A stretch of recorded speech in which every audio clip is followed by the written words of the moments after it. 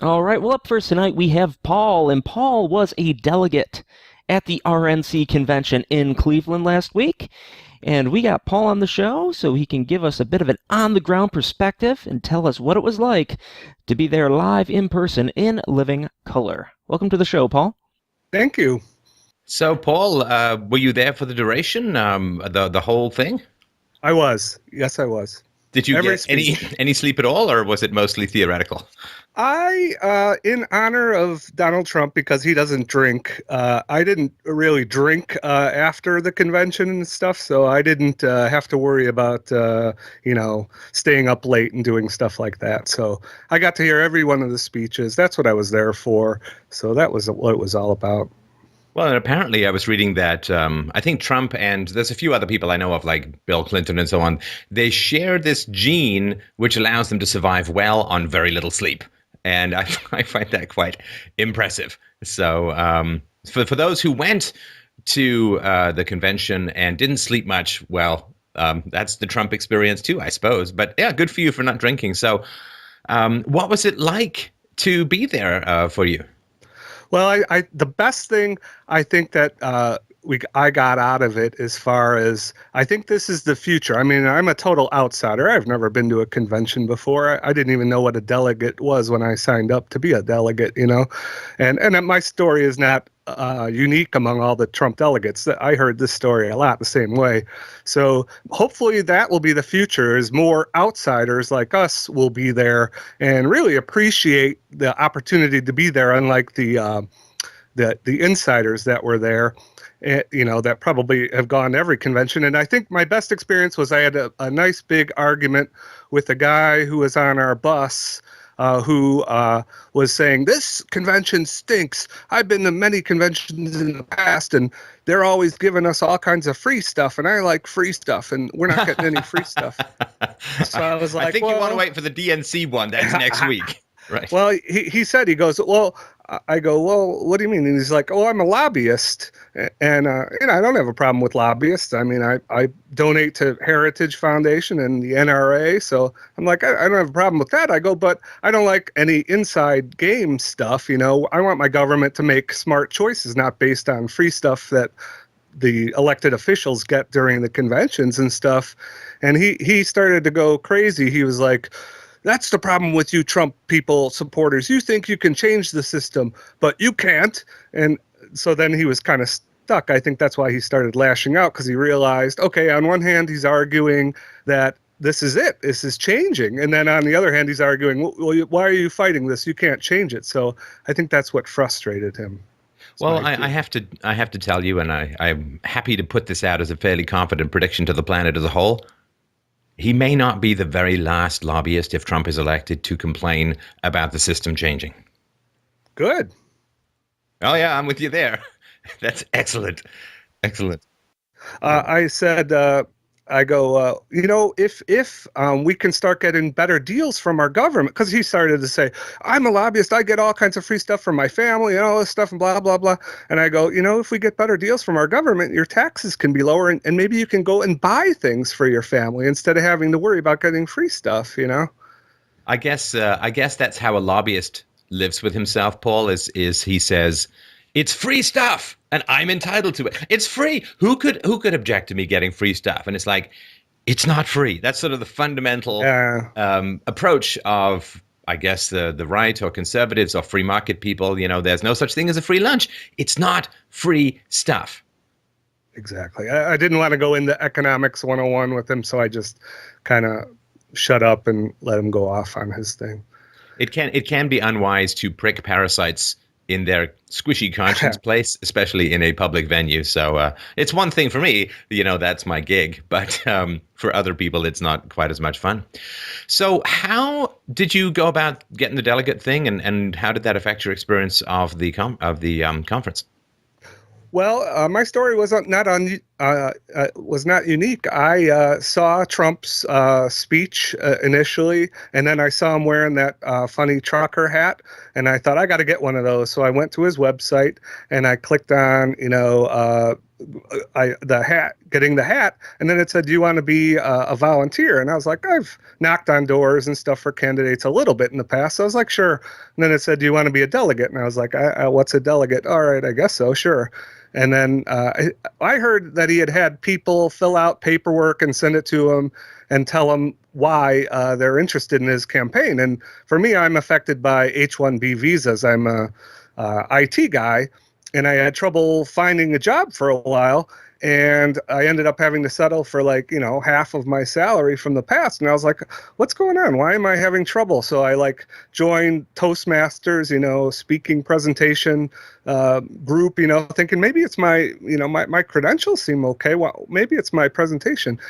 But, at the end of the day, as I ended up taking a job and as we started interviewing people, I started to realize what was going on. I was like, I see what's going on. I didn't know my government was against me, and so over the course of, the debates, then you find out that how in the world does Trump know what's going on with the H-1B visa? A real estate guy from New York, Ted Cruz voted for thousands and thousands of H-1B visas and said, "Oh, I didn't know that they were abusing the system." It's like, well, you're a senator. Don't you listen to your constituents? Didn't they tell you, there's problems with the, getting a job in IT? And so it's a little, it's sorry to interrupt, but Paul, it's a little precious to me when a staunch conservative seems or pretends to be shocked when he is made aware of government corruption. I mean, isn't that one of the whole points of being a conservative, is recognizing that power corrupts and that you should assign many more choices to the free market than the halls of power? Yep. And just for those who want a background on this, there's a very good book by Michelle Malkin, Malkin, and it's got a great title. It says, it's called Sold Out, How High-Tech Billionaires and Bipartisan Beltway Crap Weasels Are Screwing America's Best and Brightest Workers. And she's a good writer, and she's done a great book on Obama's corruption, corruptibility, and so on. And it's worth it just to figure out, there's this whole myth that America's really short of high-tech workers, and therefore you need these programs to bring in workers to do the jobs. Not that Americans won't do, but there aren't enough Americans to do them. Now, originally, this whole thing was like, if you want to get some professor emeritus from Cambridge to come over and teach a class for you for a semester, well, then you can get this special, he's very specialized. You can get this very special visa to allow him to work on a temporary basis and so on. And, some crazy quantum physicist, scientist guy who's the only guy who knows whatever the hell he's doing can come over and do X, Y, and Z. And then, of course, like all things, it just spreads to generally bringing in a bunch of people from India and from other places who drive down the wages. And, of course, employers love them because they're not subject to the free market, because they generally can't quit their jobs. And so they can't really negotiate for higher wages. And so and the reality is, of course, that these people have been pouring into America and taking jobs. And there's a famous example of something like this where the people who work, I think it was IT workers who worked at Disney, were forced to train their own replacements through this whole program. And it is truly horrifying and tragic in its outcome. And the reality is, of course, that there is tons of STEM graduates, right? Science, technology, engineering, and mathematics, tons of STEM graduates who can't find work.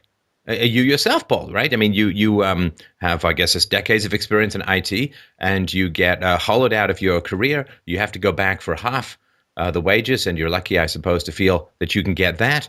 And this all has to do with people pouring into the country. Now, again, people are going to say, well, it's immigration and so on. No, it's not. It's not immigration. It is a very different kind of system that is pretty challenging. And of course, a lot of the people who get the H-1B visas can also bring their families over. And that's not great either. So it is one of these deals between high-tech companies and the state to sell out the American workers. And as far as I understand it, Donald Trump has mentioned a few things with regards to this. Yeah, he's the only one who had the Disney guys up on stage with him, and Yeah. and I don't blame the companies. I mean, if I'm a company, I'll take any advantage. You have to stay competitive. So I don't really blame the companies. I blame our government because they're the ones, setting up these numbers. And the funny part is, you might argue, well, all I care about is my wages, and well, okay, of course I do, and but in talking to these guys who are in my office, there was one guy who was from India, and we were talking about the primaries and stuff. And so I asked him about elections in India, and he was like, well, India's all screwed up. And I was like, well, I mean, according to our Declaration of Independence, if your government is screwed up, it's your duty to fix it. And he's like, well, the problem there is that anybody who's got any kind of education immediately leaves the country. So Right. if for no other reason, you're hurting other countries by allowing these things to happen. In addition, I mean, 1/3 of Mexico or something is in the United States. I heard at one point. I mean, that can't be good for Mexico. So even people who are on the left who, say they care about these people, they're actually destroying those countries, and they should think twice. And I don't think that point is ever being made. Well, of course, if the Mexicans go back to Mexico, they're not available to vote for the Democrats. So I think Ah. everything else, so foreign guest workers, between a third and a half of all new IT hires. 74% of those with a STEM degree are not employed in STEM occupations. Average wages in IT, severely depressed. And from 2015 to 2016, computer science wages are expected to decrease by 9%. 9%.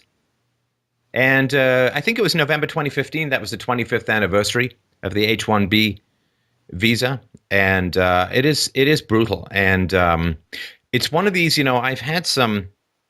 Oh, I mean, I've had a lot of enormous luck in my life, and one of the things I was lucky about was getting out of the IT industry at particularly fortunate points or strategic inflection points, as Andy Grove would say. And you're right. I mean, the businesses, if the laws are available, any business which doesn't follow those laws is going to find itself unable to compete with those. Like anyone who says, no, we're not going to do H-1B visas, going to find itself pretty hard to compete with those who do.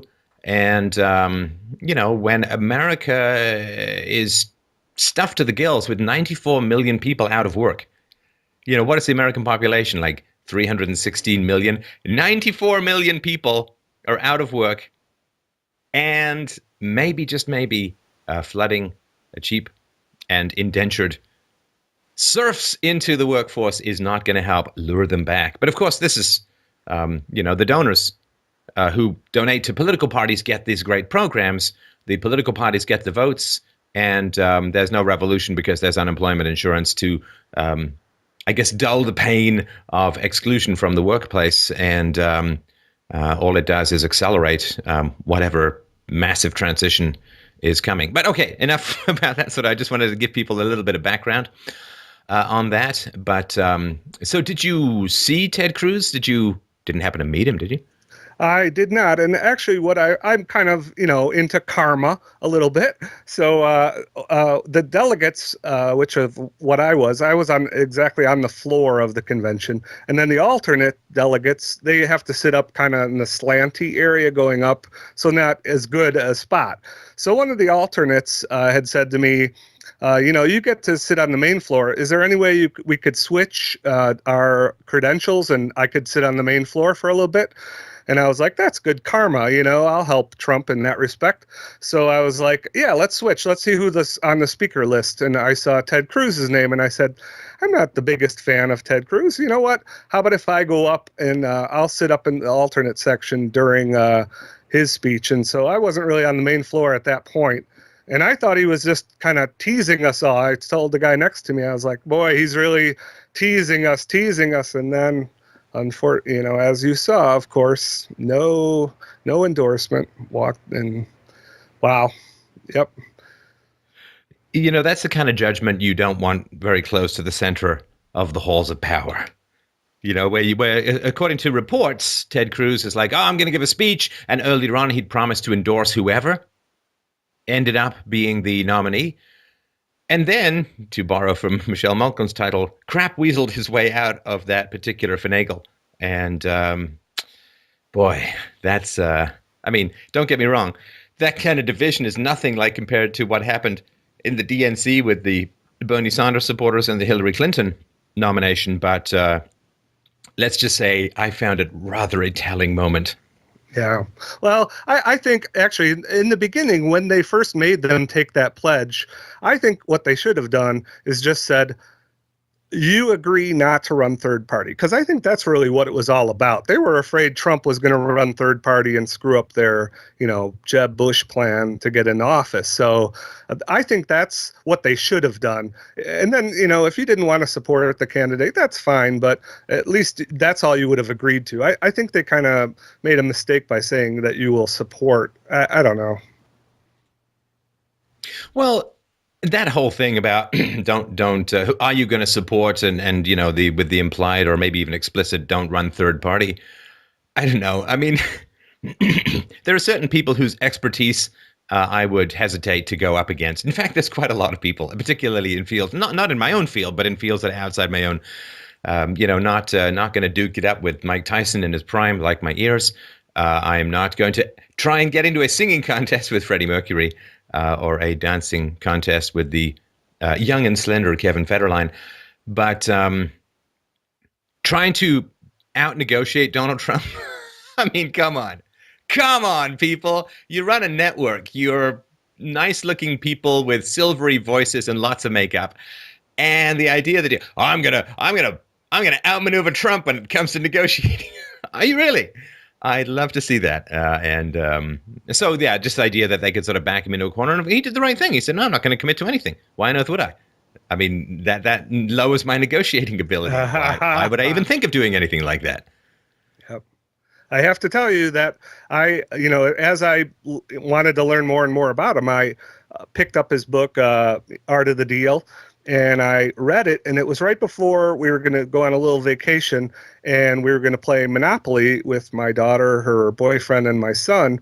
And it was right after I read The Art of the Deal. And when we played Monopoly, I crushed them. And I think it was due to me having read that book, that just followed his negotiation tactics, and it works.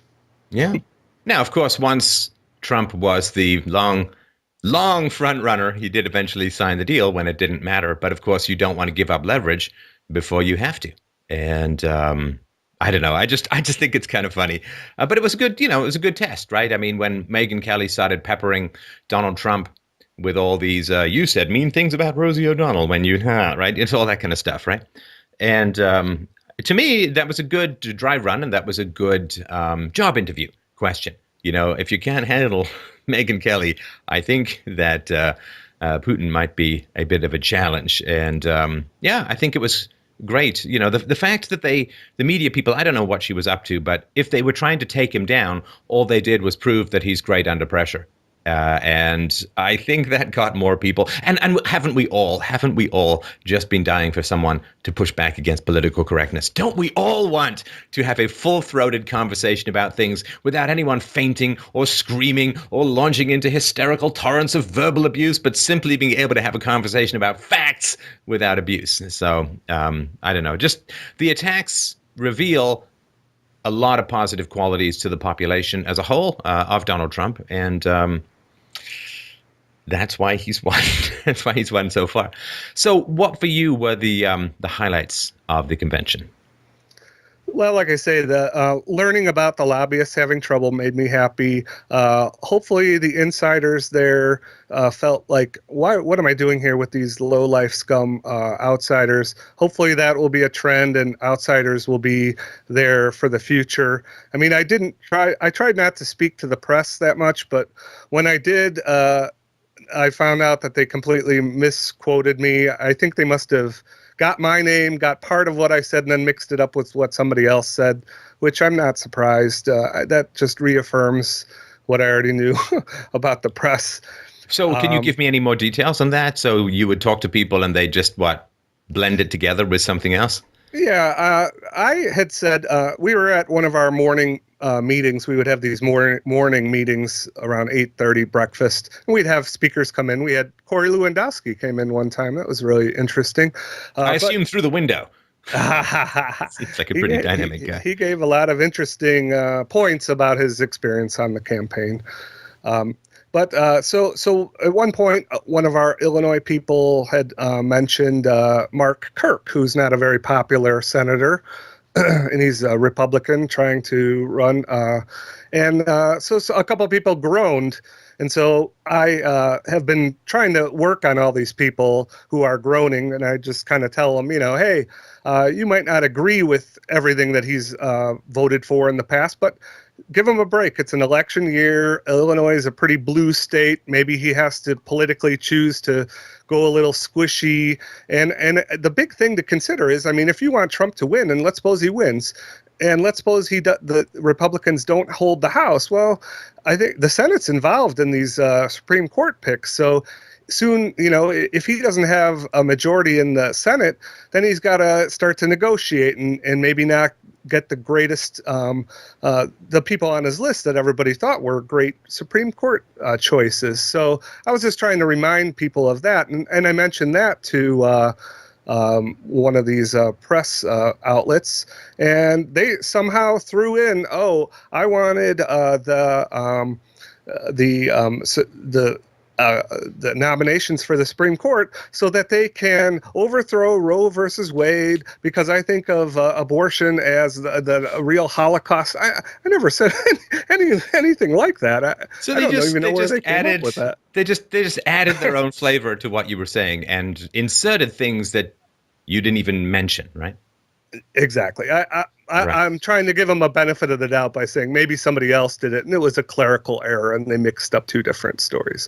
I'm not sure I can applaud your charitable sentiments as far as that goes, Paul.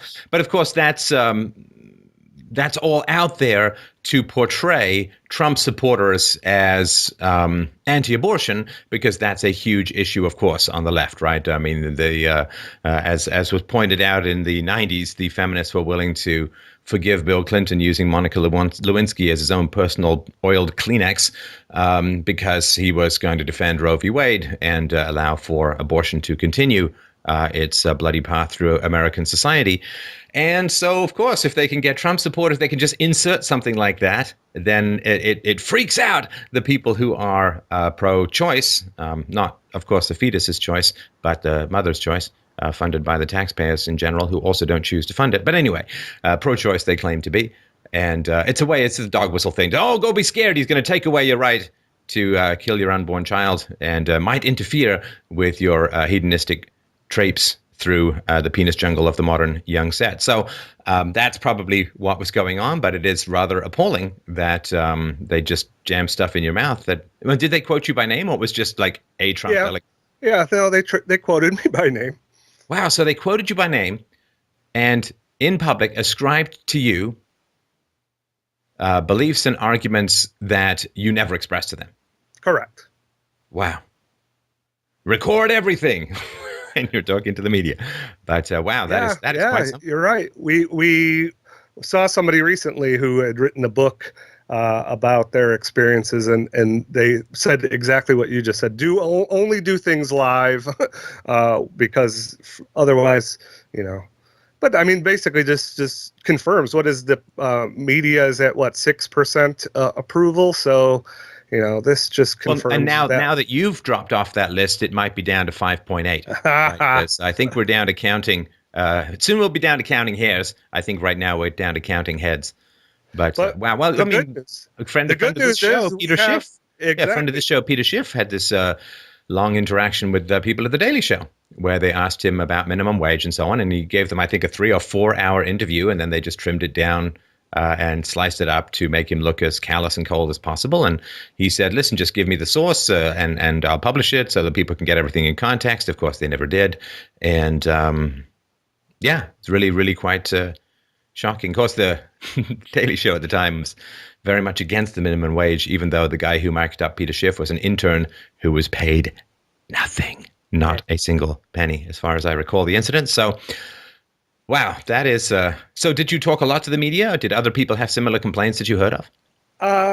I did not talk to the media much. I I don't have any respect for a lot of that. I mean, it's funny because I probably years ago I might have been more starstruck, by look at this person. Now it's like I don't watch any of that. I mean, I listen to you and and other forums and that's where I get my news. So I don't believe any of their stuff anyway. So it's kind All of I'm funny hearing, how Paul, it's is all. that you're starstruck right now. No, I'm just kidding. So, did anyone else? Did you hear any other stories of media perfidy from anyone else at the convention? I did not. Right. And was there any other highlight? And I guess I asked that as a general question. And more specifically, were you in the room for Trump's final acceptance speech?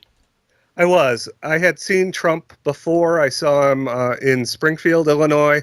I attempted to see him in Chicago, and my sister and I had great seats for him.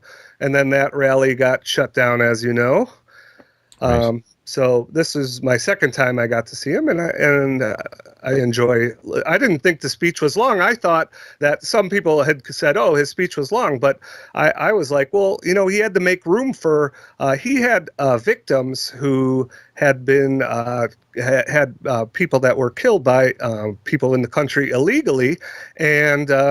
I heard that all the cable shows, as soon as those people got on stage, they cut away to other stuff, to their pundits and stuff like that. So none of those voices got to be heard. So now when Trump got his chance to speak, he had to probably add in, I'm guessing, to his speech that he had to bring that up again because they weren't going to cut him off. But otherwise, nobody would know that those people even got to speak at the convention. Right. And what was the mood in the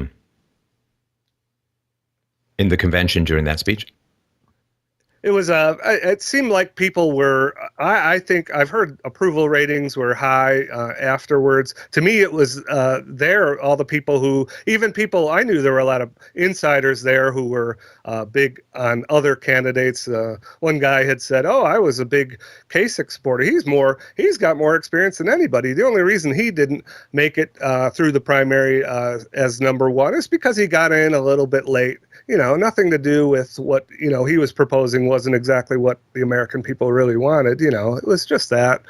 But even those people, they seemed to really be getting what Trump was saying, and they seemed like they were eating it up and supportive of him. It seemed to me. Were there a lot of people, and I know you said this is your first convention, but Paul, were there a lot of people there who were relatively new to political activism? Definitely.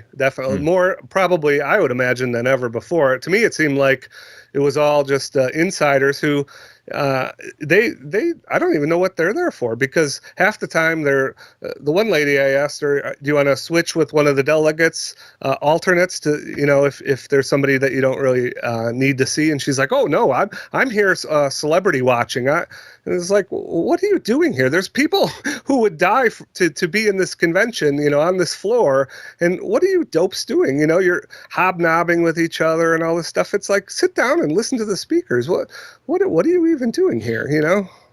But there were a lot of us. I think those were the ones who were all sitting down listening to the speakers. Those were all the ones like me who had never been there before and wanted to eat up every minute of it. Right.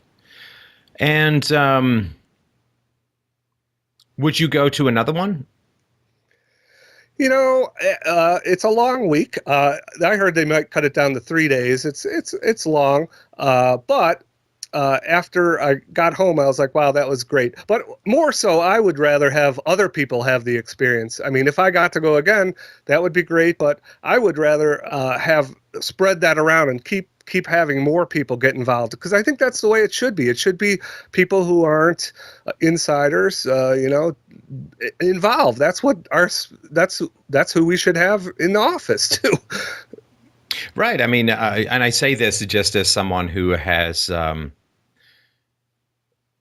don't know how to put it exactly. So, I mean, I was saying this today in an interview, but I've been pretty skeptical, to put it mildly, of political activism. And if I can sort of be drawn into having some interest in the arena of politics, and I'm not even in the country, and obviously can't vote for anyone there, As I was saying to Bill Mitchell today, and we just did an interview, which was a great deal of fun, and I'd recommend checking that out at youtube.com/freedomainradio. If I can become interested in the political process after my deep and abiding skepticism with regards to the value of the political process, and I'm not even in the country, I gotta think that there are a lot of people in America, many, many more so than myself, who are waking up to an interest in or an involvement in politics that may not have been there before, because now there seems to be at least the appearance of some choice that wasn't around in the past. Yeah, I mean, if people believe they can actually make change happen, then they'll be inspired to do it. If they think it's just an insider's game, then they're not gonna try. But I mean, we've seen instances where outsiders like Dave Bratt overcoming Eric Cantor. Wow, if that can happen, I think that saved the world as far as amnesty. That's what stopped the Gang of Eight, was that one act, that one triumph. It was an amazing thing. Right. In Virginia. Yeah. Well, I guess I'm not going to ask you who you're going to vote for, but I really do appreciate the conversation, and it's good to get that sort of eyes on the ground view from inside the convention. And yeah, I mean, takeaways are multiple, but watch yourself with the media. They can be a little tricky when it comes to that. But thanks for the call, Paul. It was really appreciated. And let's move on to the next caller.